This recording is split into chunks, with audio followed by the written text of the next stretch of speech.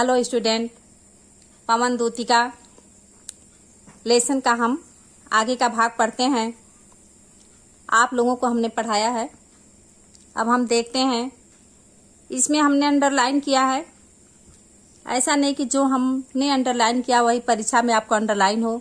एक हम आपको पैटर्न समझाते हैं कि जो रेखांकित किया रहेगा उस रेखांकित अंश की व्याख्या आती है। 5 क्वेश्चन आते हैं, हमने पहले भी बताया था। खड़ी बोली में लिखा गया है। हरियाव जी की रचना है। अयोध्या सिंह उपाध्याय हरियाव जी की रचना जिसमें वियोग श्रृंगार रस है, मंदाक्रांता छंद में लिखा गया है। इसमें पवन को दूतिका के रूप में श्री कृष्ण के पास भेजते हुए श्री राधा जी उसे कुछ निर्देश देती हैं। कहती हैं कि हे पवन,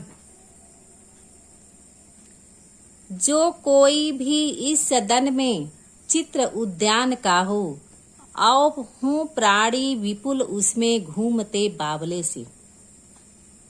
कहती हैं हे पवन, जब तुम श्री कृष्ण के पास जाना तो देखना कि उनके महल में, उनके भवन में कोई बाग का एक चित्र हो, उद्यान का कोई चित्र हो, और उस चित्र में ऐसा दर्शाया गया है कि उसमें प्राणी जो है बावले होकर घूम रहे हों।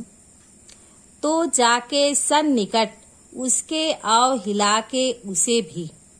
तो कहती हैं कि तुम हवा करना, उसे चित्र के पास जाना, सन्निकट उस चित्र के समीप जाना और उसे इस प्रकार हिलाना, देवात्मा को सुरत ब्रज के व्याकुलों की कराना। उस चित्र को इस प्रकार हिलाना और उस देवात्मा अर्थात श्री कृष्ण को सुरत याद दिलाना ब्रज के व्याकुलों की। हम ब्रज के सभी लोग किस प्रकार उनकी याद में व्याकुल हैं, बावले हैं, उस प्यारे श्री कृष्ण को हम सभी की सुरति, हम सभी की स्मृति याद कराना। कोई प्यारा कुसुम कुमला गेह में जो पड़ा हो। कहती हैं कि हे पवन, कोई प्यारा कुसुम कृष्ण के पास, कृष्ण के घर जब तुम पहुंचना तो उनके घर पहुंचकर यदि कोई मुरझाया हुआ पुष्प गेह में जो पड़ा हो, उनके घर में कोई मुरझाया हुआ सुंदर फूल वहां पड़ा हुआ मिल जाए तो प्यारे के चरण पर ला डाल देना उसी को। तो उसे प्रिय श्री कृष्ण के चरणों में लाकर रख देना। यो देना ऐ पवन बतला फूल सी एक बाला। कहती हैं किस प्रकार, हे पवन, इस प्रकार तू उन्हें यह बता देना कि फूल सी, कि इसी फूल की तरह मुरझाए हुए, इसी फूल के समान, फूल की तरह एक बाला, विरह में मुरझाई हुई एक बाला, एक तरुणी अर्थात राधा मलाना हो कमल पग को चूमना चाहती है। आपके कमल के समान कोमल चरणों को चूमना चाहती है। अर्थात शायद उस मुरझाए फूल को देखकर ही उन्हें मेरी याद आ जाए। इस प्रकार राधा जी कहती हैं कि तुम उन्हें यह अनुभूति कराना कि इसी मुरझाए हुए फूल की तरह एक विरहणी अर्थात राधा जी आपके कमल के समान कोमल चरणों को चूमना चाहती हैं। शायद उस मुरझाए जो पुष्प है, मुरझाया हुआ फूल है, उसे देखकर उन्हें मेरी याद आ जाए। जो प्यारे मंजू उपवन या वाटिका में खड़े हों। कहती हैं इसमें भी कमल के खिले हुए फूलों को माध्यम बनाया गया है। इस पद्यांश में भी राधा जो है पवन को कृष्ण के समक्ष अपना संदेश जब भेजती हैं तो कमल के खिले हुए फूलों को माध्यम बनाने की सीख देती हैं।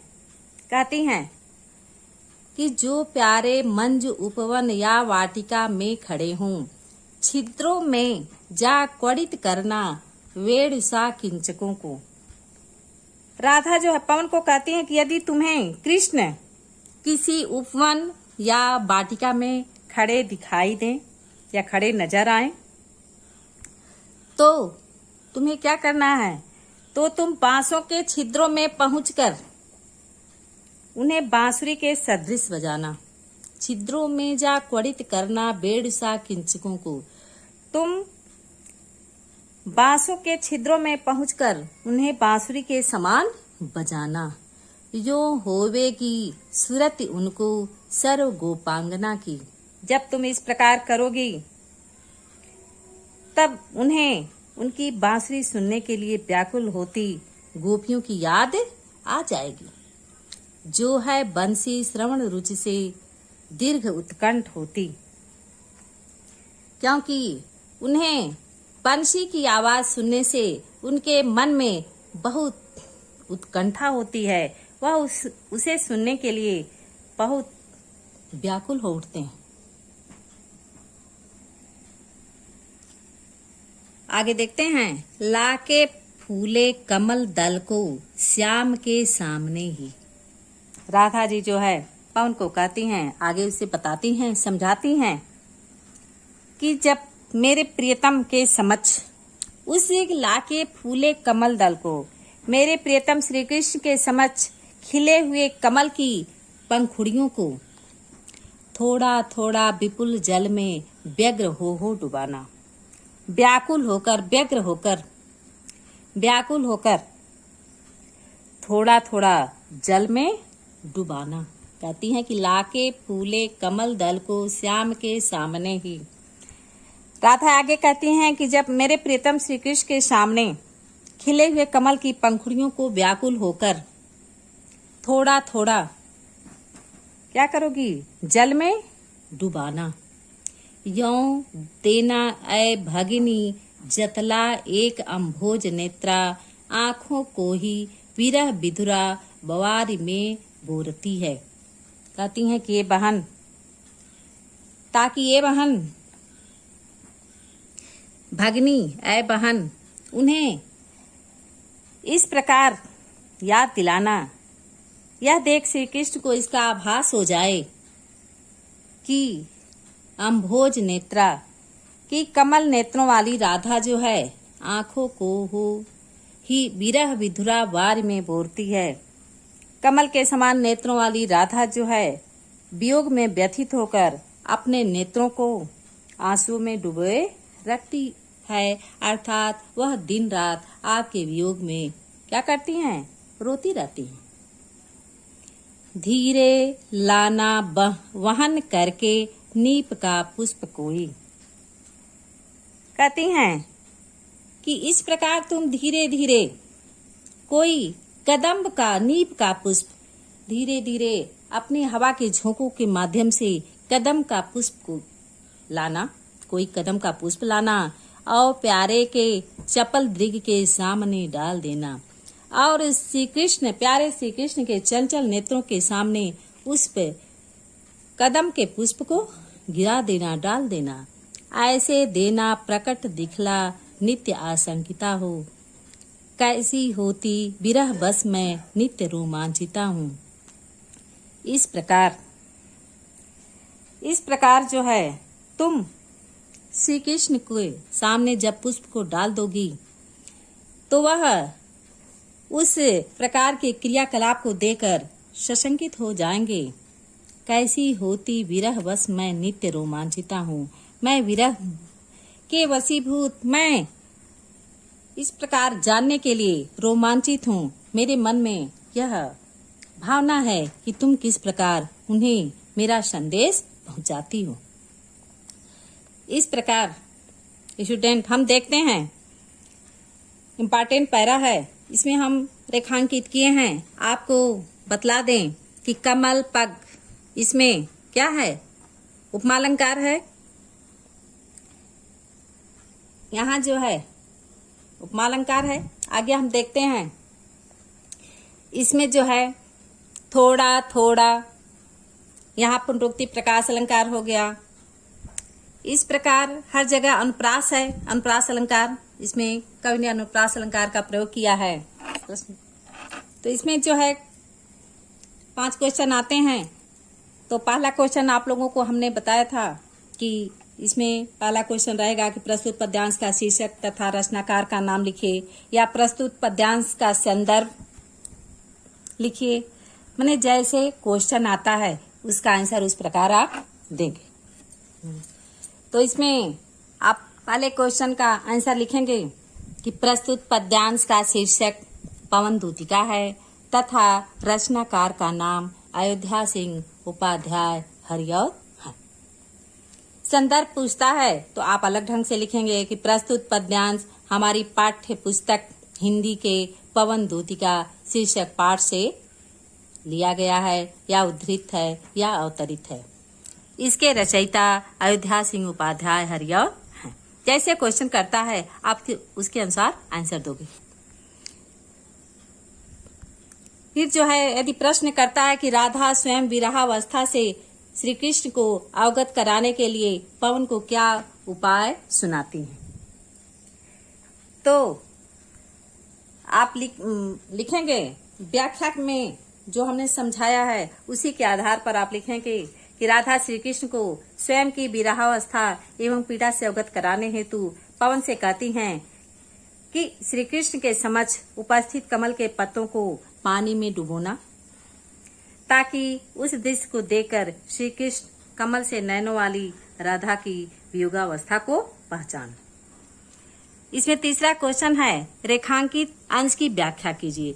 जो रेखांकित हम किए हैं, कोई जरूरी नहीं कि आपको एग्जाम में वही रेखांकित हो। जो भी रेखांकित रहेगा, जो भी अंडरलाइन किया रहेगा, उसकी आप व्याख्या करेंगे जो हमने आपको समझाया। फिर हम देखते हैं पद्यांश की रस योजना पर प्रकाश डालिए। पद्यांश में आपको वियोग श्रृंगार रस की प्रधानता है, तो इसमें लिखेंगी आप लोग जो है स्टूडेंट लिखेंगे कि पद्यांश में श्री कृष्ण के मथुरा से द्वारका आ जाने के कारण ब्रज की गोपियों और राधा की विरहावस्था का वर्णन किया गया है। अतः पद्यांश में कौन सा रस है? वियोग श्रृंगार रस। इसमें पूछा है कि रस योजना, तो आप लिखेंगे कि वियोग श्रृंगार रस। नेक्स्ट क्वेश्चन है श्री कृष्ण को गोपियों का स्मरण कराने के लिए राधा पवन से क्या कहती? तो आपको हमने बताया है व्याख्या, उसी के आधार पर आप आंसर ढूंढोगे, लिखोगे कि श्री कृष्ण को गोपियों का स्मरण कराने के लिए राधा पवन से कहती हैं कि अगर तुम्हें कृष्ण उपवन में दिखाई दे तो तुम बांस में प्रवेश करके उसे बांसुरी की तरह बजाना, जिससे श्री कृष्ण को उनकी बांसुरी की मधुर आवाज सुनने के लिए लालायित गोपियों की याद आ जाए। इस प्रकार आप आंसर दोगे। अथवा कुछ भी पूछ सकता है, अन्य प्रश्न भी इससे बन सकते हैं। हमने एक आपको एग्जाम्पल समझाया है, जैसे कमल पग और थोड़ा थोड़ा में कौन सा अलंकार है। तो कमल पग में कौन सा अलंकार है? उपमा अलंकार है, कमल के समान चरण। थोड़ा थोड़ा इसमें कौन सा अलंकार है? पुनरुक्ति प्रकाश अलंकार है। अनुप्रास अलंकार तो इससे पद्यांश में सर्वत्र विद्यमान है। इस प्रकार आप परीक्षा में अच्छे अंक पा सकते हैं। हर स्टूडेंट इस वीडियो को आप बार बार देखें और समझें। Thank you.